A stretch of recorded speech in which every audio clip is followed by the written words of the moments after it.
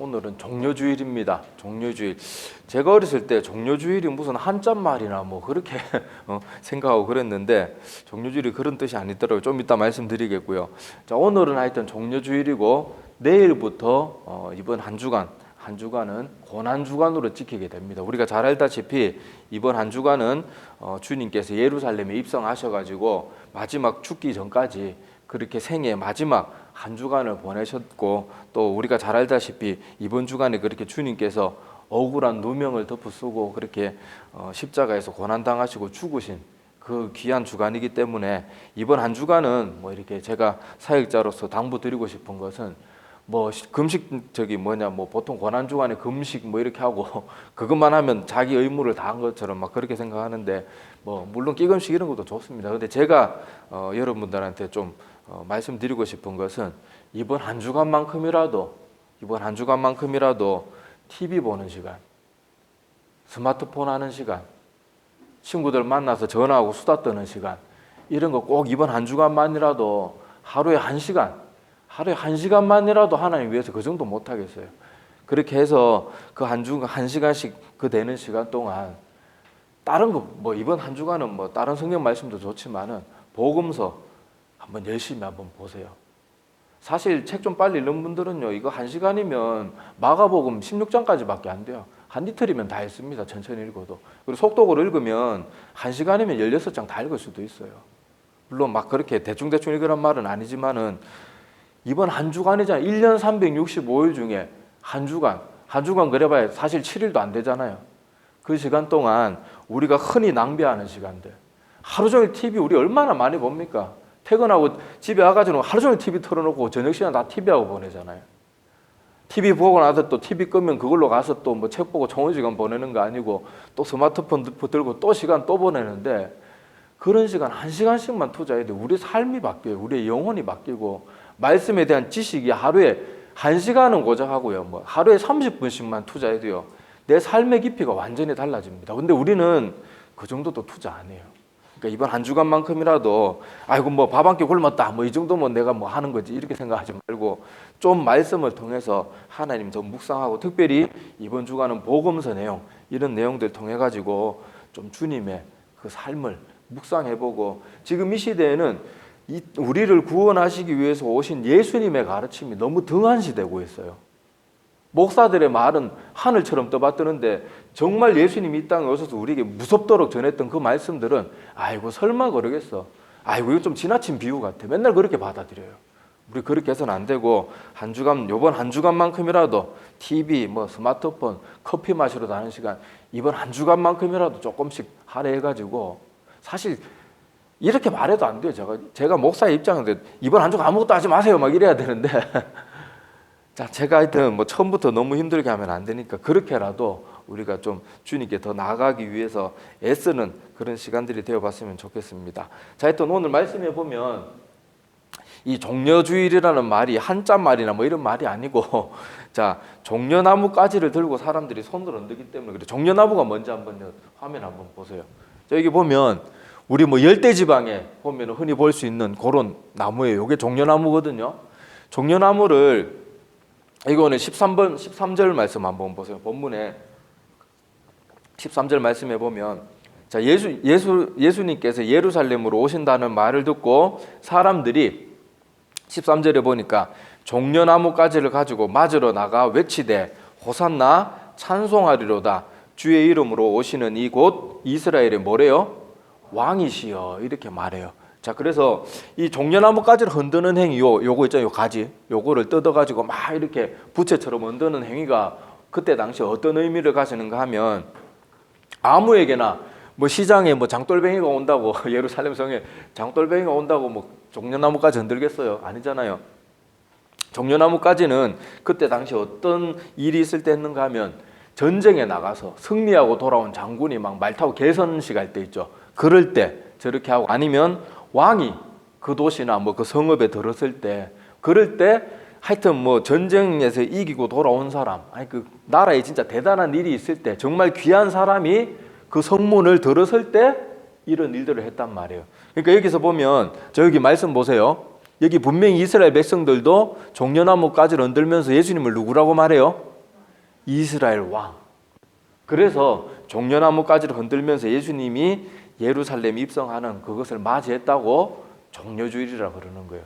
저도 몰랐어요. 어렸을 때 맨날 이게 뭐 종려가 무슨 도대체 한자말 같은, 한자에 뭐 적당한 말 없는 것 같은데 막 그렇게 자꾸 생각했는데, 자, 종려나무가지를 흔들면서 맞이했다고 이렇게 종려주일입니다. 근데 주님은 여러분 등장할 때 예수님의 모습을 보면 못하고 입성하세요?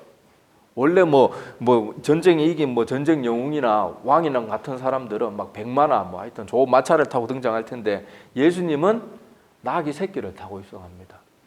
그래도 사람들은 예수님을 왕과 똑같이 대접했어요. 그리고 이게 호산나란 말이 뭐예요? 호산나? 호산나 뜻이 뭐죠? 우리를 구하소서. 왜 우리 뭐 옛날에 뭐 중세시대 뭐 기사들 나오는 영화 같은 거 보면은 막 핍박받던 백성들이 뭐 이렇게 좋은 왕이나 뭐 기사들이 지나가면 Save us 하면서 막 그러잖아요. 이게 호산나 그런 뜻이 우리를 구해 주소서란 말인데, 그렇게 왕에게 하는 말을, 그런 사람들에게 하는 말을 하면서 그렇게 예수님을 환영을 했습니다. 우리가 알다시피 예수님은 원래 나이 30이 되기 전까지는 아버지 목수였던 아버지 요셉 밑에서 잠잠하게 지내셨어요. 거기에 대한 기록은 성경에 거의 없고, 나이 30 즈음, 성경은 나이 30이었다고 돼 있지 않고 나이 30 즈음이기 때문에 뭐 28, 9이었는지 뭐 31, 2살인지 자세히는 몰라 하여튼 나이 30쯤에 예수님이 공생의 사역을 시작합니다. 그리고 약 3년간 사역을 하면서 여러분 알다시피 정말 한번 제대로 쉬지도 못하고 밥도 마음대로 드실 수도 없고 잠도 제대로 주무실 수 없을 만큼 치열하게 공생의 사역을 하셨어요. 그리고 그 3년 동안 뭐 길다면 길고 짧다면 짧다는 시간 동안 어마어마한 많은 기적을 베풀어 가지고 사도 요한의 그 기록을 보면은 주님이 이 땅에서 하신 일들 다 써가지고 체온을 두루마리가 없고 뭐 먹물이 모자랄 정도로 그렇게 많은 일들을 행하셨다, 그렇게까지 말하죠. 그러니까 사람들이 왜 이렇게 종려나무 가지를 흔들면서 왜 환영했겠어요? 사람들은 그동안 소문을 들었거든요. 예수란 저 청년은 기적의 사나이다. 저 사람만 오면 지금 우리가 로마 제국 밑에서 온갖 멸시 천대를 다 받고, 그때 안 그래도 힘든데 또 세리들까지 얼마나 자기 동족의 피를 빨았어요. 우리 일제시대하고 똑같고 더하면 되지 덜한 때는 아니란 말이에요. 그리고 뭐 빌라도 같은 사람들 뻑하면 이스라엘 사람들 그 제단 앞에서 죽여버려가지고 피를 흘리게 만들고 짐승만도 못한 취급을 받고 살았단 말이에요. 그런데 이 예수라는 사람이 드디어 맨날 변두리로만 돌다가 드디어 예루살렘에 입성한다 그러니까 사람들의 마음이 어땠겠어요? 이제 저 사람이 세력들도 규합시켰고 소문도 날 만큼 났고 이제 예루살렘에 입성해가지고 진짜 저 기적의 힘을 가지고 우리를 구원해 주는구나, 그렇게 기대한 거예요. 야, 저 사람은 얼마 전까지만 해도 오병이의 기적, 칠병이의 기적, 병든 사람 살리고 귀신 들린 사람도 예수님 보면 다 막 무서워서 떠나가고, 장애인 나면서부터 장애 가졌던 사람, 심지어 죽은 사람 살린 것도 한둘이 아니다. 이제 우리는 끝났다. 저 예수란 청년이 있으면 우리가 못할 게 뭐가 있냐. 전쟁에서 이기는 건 일도 아니다. 그렇게 생각했던 거예요. 그러니까 예수님이 나귀, 그 예수님이 겸손한 모습을 상징하는 나귀를 타고 오는데도 이스라엘 백성들은 왕이나 전쟁 영웅이 등장할 때와 똑같은 그런 예를 갖춰가지고 그렇게 맞이했던 거예요. 성경에 또 복음서의 다른 기록들을 보면요, 이스라엘 백성들이 종려나무까지만 흔들게 아니고 자기 옷을 벗어서 그 길에 깔았다고 나옵니다. 근데 여러분 지금은 우리가 옷이 흔하죠. 옛날 성경에는 보면 옷은 저당 잡히는 물건이었어요. 저당 잡힌다는 건 뭐예요? 그만큼 돈으로 바꿔줄 만큼 가치가 있다는 거거든요. 여러분 지금 내가 쓰던 마스크나 뭐 아니면 이렇게 내 쓰던 종이컵 전당포에 가서 맡기면 돈이나 주겠습니까? 미친놈이라고 욕먹죠. 그러니까 옷은 그만큼 대단한 가치를 가졌는 거였는데 예수님이 오시는 길에 그 귀한 옷을 깔아 바치면서도 아까운 줄을 모를 만큼 열렬하게 환영했어요. 열렬하게. 왕에게 하는 것과 똑같은. 그리고 저 사람들은 왕이 올 때는 솔직히 왕이 마음에 안 들어도 억지로 그렇게 해야 되지만은 예수님이 오실 때는 저 사람들은 정말 전심으로 그렇게 한 거예요. 자, 그렇게 했어요. 자, 그런데 정작 이 사람들의 기대는 그런 마음을 가지고 예수님을 환영했지만은 예수님이 이 땅에 오실 이유는 뭐예요? 여기 적혀 있습니다. 여기. 자, 우리 한번 지금 마스크 때문에 같이 못 읽게 제가 읽어드리겠습니다. 자, 마태복음 1장 21절의 말씀인데, 자, 아들을 낳으리니 이름을 예수라 하라. 이는 그가 자기 백성을 그들의 죄에서, 로마에게서가 아니에요. 로마 제국에서 구하는 게 아니고 그들의 죄에서 구원할 자이심이라. 이렇게 기록이 되어 있어요.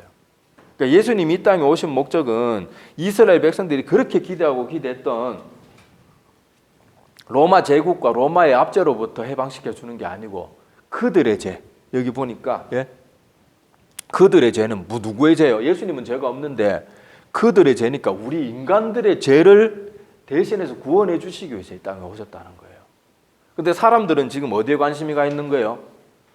로마 제국 저것들 확 끝장내고 우리 구해 주십시오. 그렇게 그 마음을 가지고 있었던 거예요. 그래서 이제 예루살렘에 이렇게 환영을 받고 주님께서 입성하셨는데 이 일주일 동안 주님은 계속 마음 아픈 일을 겪습니다. 한번 간단하게만 살펴볼게요. 주님이 먼저 예루살렘에 들어오셔가지고 주님의 성전에 갔습니다. 근데 여러분 알다시피 주님의 성전 가보니까 어땠어요? 성전 안에서 사람들이 돈 거래하고 그 재물 같은 거 못 사온 사람들 위해서 걷다가 뭐 비둘기 이런 거 갖다 놓고 팔고 완전 하나님의 성전을 장터를 만들어 놓은 거예요.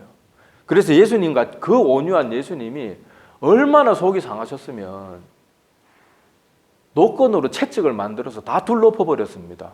예수님이 그렇게 진노한 거 여러분 복음서에서 본 적 있어요?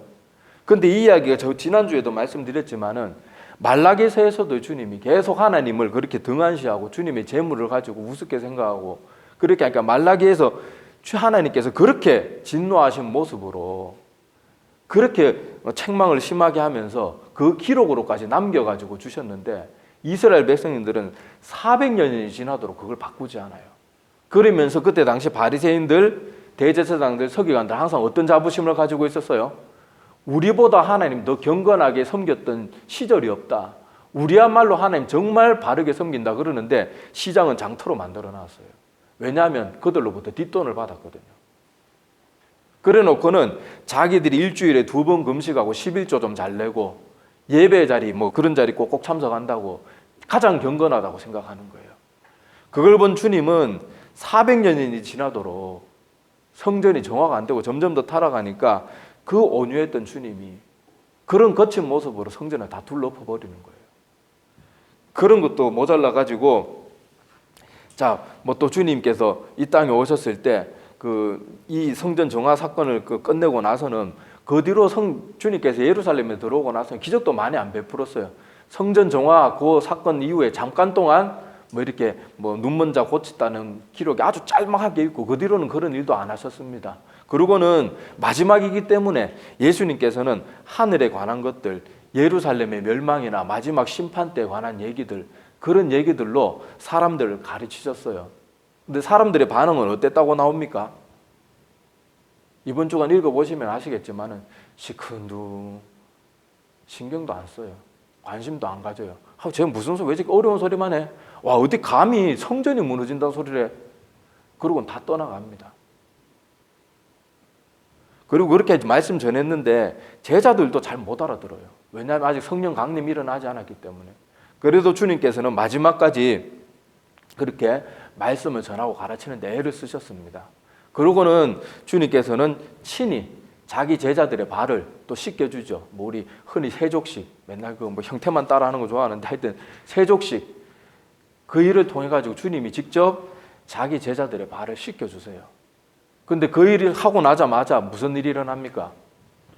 가룟 유다가 예수님 은30에 팔아버리죠.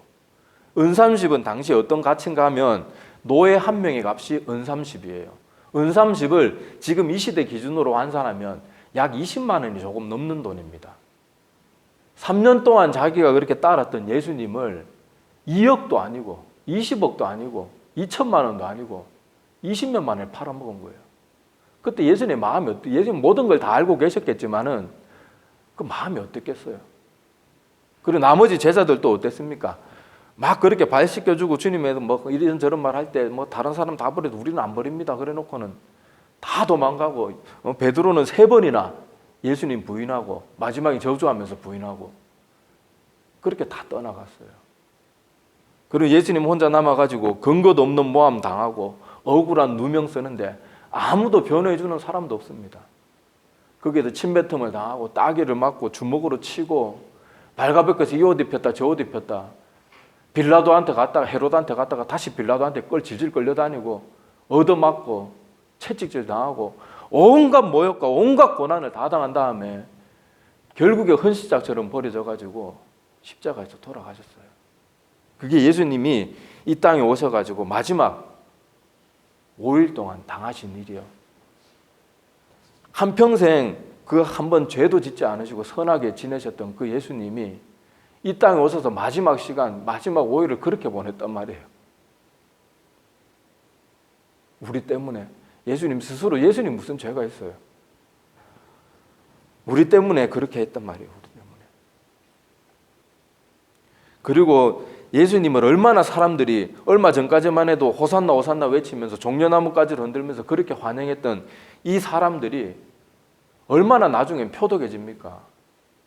빌라도 사람도 쉽게 죽이고 이스라엘 백성들 하나님 성전에서도 막 마음껏 죽였던 그 빌라도가 쫄아서 뒤로 물러설 만큼 얼마나 고래고래 소리 지르고 밀란 일어날까 빌라도가 두려워할 정도니까 얼마나 그때 거세게 주님을 십자가에 못 박으러 항의했으면 빌라도와 같은 로마의 장군이 겁나서 한 발 물러설 정도면 말 다 한 거예요. 옛날 빌라도 같으면요 다 잡아 죽인 안에 있더라도 뭐 이스라엘 말에 휘둘리는 사람이 아니란 말이에요. 근데 그때는 사람들이 이스라엘 백성들이 얼마나 악을 썼으면 빌라도가 하도 통제가 안 되는 거 보니까 자기 손 씻고 그래 뭐 니들 알아서 해라, 니들 죄값은 네가 담당해라 그러고 넘겨주잖아요. 그만큼 완전히 불과 5일 사이 3, 4일 사이에 사람들이 완전히 변화되는 거예요. 그렇게 주님을 그렇게 했던 이유가 바로 그런 식으로 그렇게 했던 거예요. 자, 그런데 주님께서 이렇게 얼마 전까지 종려나무가지를 흔들면서 자기들이 입던 그 귀한 옷을 그렇게 오는 길에 깔아주면서 환영했던 이스라엘 백성들이 왜 이렇게 며칠 되지도 않는 시간 동안 완전히 변해버렸을까? 아까도 말씀드렸죠. 그들이 예수님을 환영한 목적이 뭐라 그랬어요? 자기들 해방해 줄까요? 해방해 준다는 그 로마 제국의 압제로부터 벗어나게 해주고 자기를 배불리게 해줄 수 있을까 봐 그렇게 환영한 거예요. 그러니까 이 사람들이 하나 예수님을 그렇게 따랐던 것은 자기들의 이익이에요. 자기들의 이익. 정말 예수님이 하나님의 귀한 선지자다 이런 건 사실 별로 안중에 없어요. 그리고 예수님이 이 땅에 오셔가지고 예루살렘에 입성하고 나서 아까 잠깐 동안 그 일주일도 아니죠. 5일밖에 안 되는 그 시간을 어떻게 보내셨는지 보여드렸잖아요. 예수란 사람이 굉장히 기대를 하고 기대를 걸고 그렇게 했는데 뭐 전하는 말마다 자기들 입맛에 맞는 말을 한마디도 안 해주는 거예요. 너희들 회개하지 않으면 멸망당할 거다. 심지어 이 성전 이것도 무너질 거다. 근데 우리 조심해야 됩니다. 우리 지금 어떤 사람들은 한국교회 잘못된 것들 지적하면 어디 감히 교회를 비판하냐고 막 고래고래 소리 지르는 사람이 있는데 항상 교회가 망하는 지경에 그런 소리가 있었어요. 교회가 잘못될 때는 잘못됐다고 말해야지 우리가 소망이 있어요. 잘못됐는데 어디 감히 교회에 대해서 그렇게 말하냐. 그게 바로 망하는 길이란 말이에요. 언제까지 우리가 침묵하고 언제까지 그렇게 가만히 있을까? 그게 아니에요. 자, 그래서 이 사람들은 그렇게 로마의 제국으로부터 압제로부터 구해주길 바랬는데 예수님은 뭐 뻑하면 죄나 지적하고 뭐 알아들을 수 없는 뭐 천국에 대해서나 말하고 뭐 심판이나 멸망이 얼마 남았지 않다고 그러고 마지막 때가 되면 이런저런 일이 있을 거라 그러니까 도무지 듣기 싫은 거예요. 짜증 나는 거예요. 다 떠나가는 거예요. 다 떠나가는 거예요. 제자들만 남았는데 그 제자들도 아직도 주님의 뜻을 온전히 알아차리지는 못해요. 그렇게 사람들의 눈에 보기에는 예수님이 그렇게 자기들 입맛에 맞지 않는 소리만 하니까 결국 그들은 당연한 선택을 한 거예요. 왜냐하면 그들이 주님을 환영한 잘못된 목적이 있었기 때문에 잘못된 선택을 하게 되는 거고 목적이 올바르지 않게 주님을 따르기 때문에 최악의 선택을 할 수밖에 없는 거예요. 첫 단추가 잘못 끼워지면 마지막 단추가 제 구멍에 들어갈 수 있습니까? 없습니까? 못 들어가잖아요. 들어가도 옷이 이상하게 돼버리는 거하고 똑같은 거예요. 처음에 시작이 잘못됐으니까 처음에 주님을 믿는 목적이 잘못됐으니까 잘못된 결과가 나올 수밖에 없는 것이고 그들의 입장에서 볼 때는 당연한 선택입니다. 그래서 우리는 오늘 이 막 호산나 호산나 종려나무까지를 흔들면서 기뻐했던 그 이스라엘 백성들 불과 일주일도 안 되는 겨우 3, 4일에서 5일밖에 안 되는 시간 동안 이렇게 쉽게 변하는 이 모습을 우리 자신에게 적용해 봐야 돼요. 우리 자신에게.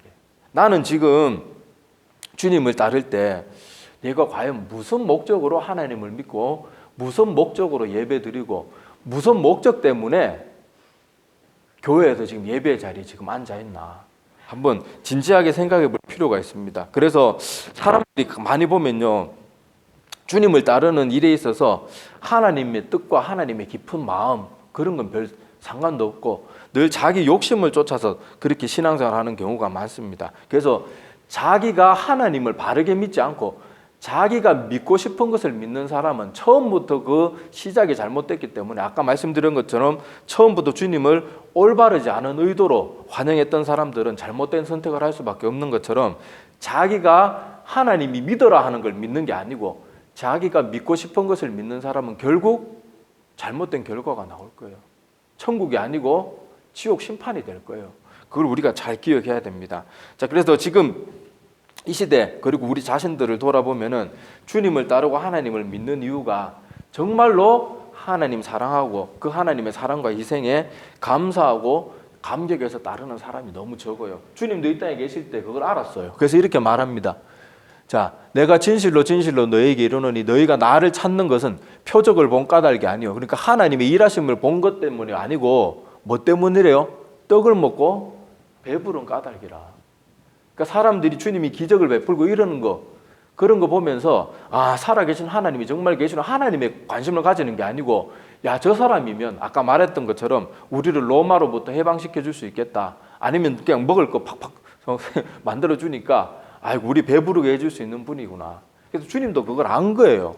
기적은 베푸셨지만은 쟤들이 아무리 저래도 쟤들의 목적은 결국 하나님을 정말로 사랑하고 믿고 따르는 게 아니고 자기들의 배를 쫓는 거구나. 다른 말로 자기들의 욕심 때문에 믿고 자기들의 욕심을 따라서 신앙생활하고 자기들의 입맛에 맞는 말을 전해줄 때만 기뻐하고 그러는 것을 우리가 볼 수 있는 거예요. 그래서 예수님이 천리길도 마다하지 않고 주님의 말씀을 듣기 위해서 달려온 그 많은 이스라엘 백성들 앞에 그 얘기 자주 하잖아요. 복음서에 보면 계속 그 얘기 반복돼서 나오잖아요. 좁은 길로 가라. 좁은 문으로 들어가라. 그걸 말씀을 사모해서 먼 길을 마다하지 않고 뛰어온 그 사람들에게 그런 말을 한 거예요. 이 자리에 있는 너희들이 말씀을 사모하는지 모르지만은 너희들이 정말 무슨 목적으로 이 말씀을 듣고 그렇게 알려고 하냐. 그게 너희들의 이익이나 너희들이 믿고 싶은 거, 듣고 싶은 거 듣는 그런 마음이라면 너희들은 잘못됐으니까 좁은 길, 온전히 하나님에게만 너희들의 마음을 두고 나를 따라와야 된다. 주님께서 그걸 가르쳐 주시는 거예요. 그래서 아까도 말했다시피 호산나, 호산나가 뜻이 뭐라 그랬어요? 우리를 구원하소서란 뜻이라 그랬잖아요. 그렇게 주님께서는 호산나, 호산나 외치는 그 이스라엘 백성들에게 단지 육신의 구원만이 아니라 영원한 구원을 주시기 위해서 십자가에서 대신 죽어주셨는데 자기들의 입맛에 맞는 소리 안 한다고 그렇게 주님 뭐 쉽게 버리고 또 신앙생활하는 우리 현대의 많은 그리스도인들도 뻑하면 그렇게 말해요. 나 하나님 오래 믿었는데 내가 달라진 게 뭐가 있나? 나 하나님 오래 믿었는데 하나님 나한테 해준 게 뭐가 있나? 나 하나님 이렇게 믿었는데 왜 나는 자꾸 일이 꼬이나? 우리가 받은 건 생각 아니에요. 우리가 얼마나 큰 걸 받았는지는 생각조차 하지 않아요. 여러분 아담과 하와가 사탄이 아담과 하와를 꼬실 때 그 에덴 동산의 모든 게 아담과 하와가 마음껏 취할 수 있었는데 딱 하나 뭘 손대지 못했어요? 선악과는 하나님께 허락하지 않았단 말이에요. 근데 사단은 뭘 집중하게 해요? 그 에덴 동산이 그 아름답고 많은 얼마든지 취하고 얼마든지 누릴 수 있는 것들에게는 관심도 가지지 않게 만들고 계속 뭐에 관심을 가지게 해요? 네가 가지지 못한 거에 관심을 가지게 한단 말이에요. 그럴 때 사람들은 쉽게 거기 넘어가는 거예요. 아담과 하와도 넘어가 버리는 거예요. 우리 신앙생활도 똑같아요. 하나님이 내 영혼을 구원해주고 하루하루 내가 살아가는 게 하나님의 복인데 그 많은 날마다 1분 1초, 0.1초, 0001초마다 날마다 누리고 있는 하나님의 복은 눈꼽만큼도 생각 안 하고 나 왜 진급 안 됩니까? 왜 우리 집은 가난합니까? 왜 나에게 몸에 병이 있지요? 물론 그런 건 없고 기도해야죠. 하나님 저 마음도 아프고 이렇게 힘든 일들이 있어. 그럼 기도는 해야 되죠. 그런데 원망을 왜 하냔 말이에요. 원망을. 그거는 나를 위해서 십자가에 죽어주신 하나님 앞에 할 도리가 아니에요. 제가 요즘 욥의 얘기 자주 하지만은 욥기 보면 하나님이 날 지켜주시지 않으면 우린 1분 1초도 못 산단 말이에요. 하나님이 손 거두는 순간 우리는 바로 마귀의 사탄 마귀의 먹이가 돼가지고 고통스럽게 죽을 수밖에 없는 게, 그리고 죽어서도 지옥에 떨어질 수밖에 없는 게 우리 인간인데, 날마다 하나님이 주시는 놀라운 복을 누리면서 우리는 그 에덴 동산의 수많은 것 중에 선악과 하나, 왜 난 돈이 없지요? 왜 난 진급이 안 되죠? 나 그렇게 열심히 공부했는데 왜 대학에 떨어지죠? 왜 하필 시험 치는 날 컨디션이 이 모양이지요? 하나님 저한테 왜 이러십니까? 맨날 그러고 있는 거예요. 맨날. 여기 주님의 백성들도, 이스라엘 백성들도 말은 하나님이 우리의 구주시다, 우리의 주인이시다, 우리의 왕이시다, 말은 그렇게 하는데 자기 입맛에 맞는 말 안 하니까 다 버리잖아요. 헌시자처럼 버리고 나중에는 고래고래 소리 지르면서 빌라도 같이 강직하고 악독한 사람이 물러설 만큼 핏대를 세우고 예수님을 죽여버리는 거예요. 자, 그런 것들을 우리가 보면서 내가 하나님 정말 어떤 마음으로 믿고 있나, 그걸 생각해 봐야 돼요. 예수님이 십자가에 마지막에 이렇게 억울하게 돌아가실 때도 자, 양옆에 두 명의 강도가 있었어요. 양옆에 두 명의 강도가 있었는데 그 고통스러운 십자가에 매달려서도 나 아무리 악독한 죄를 지었지만 나 왜 이렇게 억울하게 죽어야 돼요? 이렇게 말하지 않고 예수님 앞에, 그 사실 십자가에 달리면 사람이 말도 못할 정도의 고통입니다. 그런데 그렇게 매달려가지고 그렇게 한 강도는 그렇게 말하잖아요. 주님, 당신의 나라에 임하실 때 저를 기억해 주십시오. 나 너무 아픈데 왜 이거 가만두세요? 이렇게 하자면 천국이 주어지지만은 똑같은 다른 한편의 강도는 네가 그렇게 능력 있으면 우리도 내리고 너도 내리고 다 구원해봐라. 그럼 우리 믿을게. 결국 주님께서 하나님이신 그분이 마지막 이 땅의 인생길에서 가장 고통스러운 그 길에 있는데 마지막까지 고통 가운데 있는 하나님을 조롱했으니까 그 강도의 마지막이 어떻겠어요? 그러니까 그 사람은 하나님을 하나님으로 믿는 게 아니고, 너 하나님이라면 우리한테 이런 거 내놓으면 내가 너 하나님으로 인정할게, 이거밖에 안 되는 거예요. 그런데 우리의 신앙생활이 그거와 다를 바가 없다는 거예요. 내가 맨날 뭐 좋은 일이 있을 때만 하나님 찾고 필요할 때만 호산나고 필요 없을 때 호산나 아니고, 필요할 때는 호산나 그리고 종려나무까지 흔들고 겉옷벗어 깔다가 내가 조금만 뭐 안 되면은 막 소리 지르면서 하나님 나한테 왜 이러시냐고 막 악을 바락바락 쓰고 막. 어떤 목회자들은 막 그렇게 막 악을 쓰라고 막 그렇게 그래야 됩니다 그러는데 저는 아닌 것 같아요. 너무 몰라 사람이 속이서 하면 자기도 모르게 실수로 그런 말은 나올 수 있지만 의도적으로 감히 우리가 하나님 앞에 그럴 수 없어요. 하나님이 나에게 해주신 게 얼만데. 그런 말이 나오다가도 하나님 잘못했습니다. 주님은 제 위에서 십자가도 지셨는데 제가 감히 지금 내가 왜 이런 생각을 가지고 있죠. 그렇게 생각해야죠.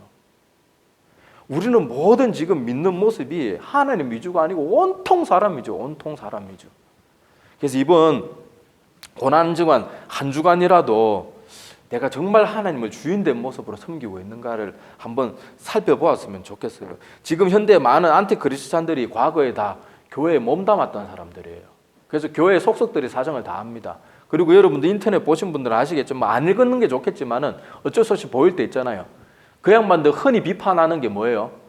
야, 기독교 저것들 가봐. 교회 가면은 맨날 11조 헌금 강요하고 그거 바치면은 부자 된다 그래놓고는 해보니까 하나도 안 되더라. 저거 다 사기꾼 집단이더라. 주로 그런 내용이 많이 있어요. 1차적으로 그 모든 잘못은 사역자들의 잘못입니다. 우리 자꾸 뭐 사역자들 건들지 마라. 뭐 함부로 비판해서 이런 말 저러면 자꾸 그런 거 기울이지 마세요. 막 그렇다고 욕하고 막 미움을 가지자는 말 아니에요. 잘못된 건 잘못을 인정하자는 말이에요. 1차적으로 사역자들이 정신 못 차리고 맨날 성도들 비위나 맞추니까 교회가 이렇게 돼 있는 거예요. 그리고 성도들도 안티크리스찬이 된 그 사람들도 잘한 거 없어요. 왜 하나님을 믿으면서 성경 말씀도 보지 않고 사람이 주는 말은 넙죽넙죽 받아 먹으면서 왜 하나님의 말씀 읽는 것은 눈꽃만큼도 시간도 투자하지 않고 노력하지도 않으면서 왜 잘못된 가르침이 그렇게 쉽게 넘어가냔 말이에요. 마지막 하나님 앞에 섰을 때는 목사 걔가 그렇게 가르쳤는데 이런 변명이 안 통한다니까요. 너는 왜 성경도 있고 내가 그렇게 올바른 선지자들 내 종들을 통해서 올바른 말씀도 많이 전했는데 왜 너는 듣기 좋은 말만 듣고 말씀도 보지 않고 왜 네가 원하는 대로만 믿었냐? 그럼 우리가 무슨 말 할 거예요? 아무 할 말이 없는 거예요. 그러니까 우리가 이런 것들을 기억하면서 예수님을 자꾸 무슨 요술램프 지니처럼 하나님을 우리 소원이나 들어주고 뒤치다거리하는 그런 존재로 그렇게 생각해서는 안 됩니다. 필요할 때만 호산나가 아니고 고통 가운데 있어서도 호산나예요. 하나님은 무조건 우리의 영광을 받으셔야 될 분이고 우리의 영원한 찬양을 받기에 부족함이 없는 분이에요. 주님께서 아까도 말씀드렸던 그 짧은 그 일주일 동안 우리를 위해서 어떤 고난을 당하셨는지 철저하게 배반당하잖아요. 제자들에게까지 버림받고 사람들 자기들의 죄에서 구원해 주시기 위해서 왔는데 사람들이 그렇게 악을 쓰면서 예수님을 미워하고 배척했어요. 얼마 전까지 그렇게 좋아해 놓고 그걸 몸소 다 겪었단 말이에요. 우리를 위해서. 그러니까 우리가 이번 한 주간만이라도 이 주님의 사랑과 희생 이렇게 패역하고 이렇게 악하고 날마다 정신 못 차리고 하나님 앞에 감사는커녕 원망이 더 많은 우리를 끝까지 참아주시고 인내해 주시고 아직도 내 목숨을 붙여서 이렇게 말씀을 들을 수 있는 기회를 주는 건 하나님이 얼마나 큰 사랑과 인내고 긍휼인지 몰라요. 그러니까 우리가 이런 것을 기억하면서 이번 한 주간만큼이라도 이제 우리 하나님 믿는 모든 목적들 내려놓읍시다. 인간적인 목적은 내려놓고 하나님은 하나님이시니까 우리가 믿어야 돼요. 나를 위해서 십자가에서 희생을 당하셨던 안 당하셨던 하나님이란 이유만으로도 우리가 믿어야 되는데 우리를 위해서 이 큰 사랑을 베풀어 주시고 그 큰 희생, 그 고통스러운 잔인한 십자가도 마다하지 않으셨는데 우리가 더 하나님 앞에 뭘 요구하겠어요? 나머지 하나님 우리에게 그렇게 우리가 바른 믿음만 가지면 우리가 구하지 않은 것도 하나님이 다 알아서 채워주실 거예요. 그러면 감사함으로 받으면 되고 맨날 이거 해줘서 감사하고 이거 안 해주는데 왜 이러세요? 맨날 그렇게 따지고 그러지 말고 이제는 우리의 믿음이 한층 더 바른 모습으로 좀 나아갔으면 좋겠어요. 그래서 한 주간 주님의 삶을 돌아보면 나의 신앙의 모습이 얼마나 폐역했는지 얼마나 어리석고 얼마나 철이 없었는지 좀 알게 되는 시간이 될 거예요. 그렇다고 우리가 하나님 앞에 오늘 이 시간 이후로 아무것도 구하지 마라 이런 말은 아니에요. 우리는 하나님의 인도하심이 없고 하나님의 도우심이 없고 보호하심이 없으면 하루도 1분 1초도 살아갈 수 없는 존재이기 때문에 당연히 주님의 도우심과 보호하심을 구해야 됩니다. 일용할 양식도 구하라고 분명히 주기도문에 가르쳐 주셨잖아요. 그런데 도를 넘지 마세요. 하나님 우리한테 뭘 해줘야 될 의무가 있는 분이 아니란 말이에요. 하나님 앞에 구할 거 구하고 주시면 감사함으로 받고 안 주셔도 그만이에요. 우리가 하나님 앞에 뭘 요구해? 우리가 하나님 앞에 요구할 자격이 뭐가 있어요? 한국교회는 맨날 뭐 구하라, 소나무 뿌리 뽑더라도 부자 되기 위해서 구하라, 부자 돼야지 하나님 앞에 영광 돌리는 거다. 그럼 가난한 사람은 예수님은 분명히 이 땅에 오셔가지고 마음이 가난한 자, 누가복음에는 물질적으로 가난한 자가 천국이 그들의 것이라 그랬는데 우리는 맨날 부자 돼야지 하나님 영광 돌려드린다 그러고 부자가 돼야 하나님 잘 믿는 거고 부자 돼야 복 받는 거고 그런 성경과 반대되는 가르침에도 아멘 아멘 하고 있으니 이 잘못은 사역자들도 잘못이고 우리도 잘못이에요. 그 어떤 것도 하나님 말씀 외에서 벗어나지 말고 하나님의 말씀을 전체를 바르게 알아서 하나님도 바르게 믿는 우리가 되었으면 좋겠습니다. 그리고 이렇게 하나님께서 이 땅에 오신 목적은 바로 우리를 구원하시기 위해서 오셨다는 거. 그거 하나 얼마나 감사가 되고 얼마나 감격이 돼요. 사실 하나님은 창조주라서 우리 버려둬도 죄악 가운데 죽어서 지옥에 던져버려져도 아무 상관없어요. 하나님과는. 그런데 하나님은 우리를 위해서 이 땅에 오셔가지고 이 큰 희생을 치러주셨으니까 우리가 이렇게 하나님 앞에 서기엔 두려운 모습도 많지만 얼마나 감사하고 얼마나 고맙고 얼마나 감동되는 말이에요. 얼마나 감동되는 일이에요. 우리가 그 주님의 사랑을 이번 한 주간 더 깊이 생각하고 그 희생을 기리는 그런 한 주간이 되기를 소망합니다. 기도드릴게요. 하나님 아버지 은혜를 감사를 드립니다. 주님께서 아무 죄도 없으심에도 불구하고 우리 인간들의 죄를 위해서 구원하시기 위해서 이 땅에 오시고 또 예루살렘에 들어가신 것은 마지막 십자가에서 죽어주시기 위해서 그렇게 예루살렘에 입성하셨는데 입성할 그때 당시만 해도 그렇게 환영하던 백성들이 그 무리들이 불과 며칠 지나지도 않아서는 폭도들로 변해서 예수님을 십자가에 못 박으라고 그렇게 악을 쓰고 빌라도마저 물러서게 만들 만큼 악독한 사람들로 변하게 되는 것을 봅니다. 그들이 그렇게 했던 이유가 주님을 환영했던 목적이 자기들의 이익과 자기들의 배부름 때문에 주님을 환영했다가 자기들 입맛에 맞지 않으니까 이제 헌식장 같이 버리는 것으로도 만족하지 않아서 십자가에서 죽여버릴 정도로 그렇게 악독하게 그렇게 변화되는 모습을 봅니다. 우리도 하나님 믿을 때 잘못된 동기로 믿어서 그런 폭도들과 같이 변하는 성도들이 되지 않게 도와주시고, 믿음을 저버리는 자들이 되지 않게 도와주시고, 정말로 하나님을 하나님으로 알고 주님께서 이 땅에 오셔서 우리를 위해서 얼마나 큰 사랑을 베푸시고 희생을 감당하셨는지 그 사랑에 감사하고 감격하는 마음으로 주님을 믿고 따르는 그런 한 주간 될 수 있도록 도와주시옵시며, 우리를 위해서 그렇게 큰 희생을 치러주신 주님의 사랑을 특별히 이번 한 주간의 세상적인 것들 조금씩 더 내려놓고 하나님께 온전히 집중하는 그런 귀한 한 주간이 되어서 하나님께 더 가까이 나가고 하나님의 마음을 더 알아가는 귀한 한 주간 될 수 있도록 큰 은혜 베풀어 주시고, 또 다음 주에는 부활하신 주님을 우리가 정말 감사하는 마음으로 맞이할 수 있도록 저희들의 마음을 붙드시고 인도하여 주시옵소서. 감사를 드리며 예수님의 이름으로 기도드립니다. 아멘.